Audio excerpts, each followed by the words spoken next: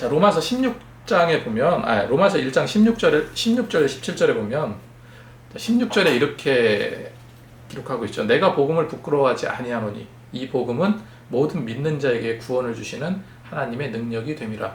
먼저는 유대인에게요, 그리고 헬라인에게로다. 당시 로마에는 명예와 또 수치, 이걸 굉장히 극도로 중시하던 그런 문화가 형성되어 있는 도시였습니다. 더욱이 십자가 처형이라는 것은요, 가장 비참하고 수치스러운 형벌이었죠. 그런데 십자가에 못 박힌 그 유대인의 한 젊은 청년이 세상을 구원할 구세주다, 구원할 주님이시다, 이렇게 선포한다는 것 자체가 당시 유대인들 입장에서, 유대인 지식인들 입장에서는 말도 안 되는 그냥 웃음거리밖에 되지 않죠. 그래서 로마에서 예수를 믿으라, 복음을 전한다는 것 자체가요, 수치스럽고 치욕적인 그런 행동으로 여겼다는 거예요. 그렇게 사람들은 인식을 했다는 거예요. 그런데 바울이 거기에 맞서서 복음을 전하는 것 자체는 전혀 부끄러운 것이 아니다. 바울이 복음 전하는 것을 부끄러워하지 않는다는 말은요, 이들의 의식의 바탕에 깔려있는 복음에 대한 인식을 바울이 어떻게 갖고 있는가, 이거를 보여주는 거죠. 복음은 수치스럽고 치욕스러운 것이 아니라 오히려 자랑할 일이라고 바울은 치고 들어간 거예요. 아까 제가 이제 신보라가 고백했다는 예수 그리스도의 십자가밖에 자랑할 것이 없다는 것이 바로 바울의 고백이었습니다. 갈라디아서 6장 14절 말씀에 그러나 내게는 우리 주 예수 그리스도의 십자가 외에는 결코 자랑할 것이 없으니 했어요.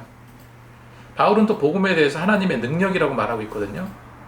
하나님의 능력은 두나미스 테오우라는 단어입니다. 복음은 단순히 좋은 가르침이 아니라, 철학적인 이론이 아니라 사람의 심령을 변화시키고 죄의 사슬을 끊어내는 실제적인 하나님의 능력 자체라는 거죠. 여기서 구원이라는 단어는 소테리안이라는 단어인데, 구약에서 이 단어는요, 전쟁에서 승리하거나 또 포로된 그 상태에서 해방된 것을 의미했습니다. 바울은 이거를 확장해서 죄와 사망, 하나님의 심판으로부터의 해방, 그 인간성의 전인적인 회복을 뜻하는 그런 단어로 확장시키고 있습니다. 그래서 구원은 과거의 일회성으로 믿었던 사건이 아니라 지금도 계속해서 하나님을 신뢰하고 의지하는 상태에 있는 그런 사람들을 가리킨다는 거예요. 그래서 구원은 이례적인 지적 동의가 아니라 지속적인 관계적인 신뢰를 말하고 있습니다. 복음은 결국 하나님의 의입니다. 하나님의 의입니다. 17절 말씀에 복음에는 하나님의 의가 나타나서 믿음으로 믿음에 이르게 하나니 기록된 바 오직 의인은 믿음으로 말미암아 살리라 함과 같으니라 했습니다. 말씀을 먼저 받았던 유대인들, 그들이 더 우월한 게 아니고 더 먼저인 것이 아니고, 구원의 그 본질적인 효력은요, 이방인, 헬라인에게도 차별 없이 동일하게 적용되고 있음을 바울은 말하고 있는 겁니다. 이 17절 말씀, 오직 의인은 믿음으로 말미암아 살리라, 이 말씀이 하박국 2장 4절 말씀을 인용한 겁니다.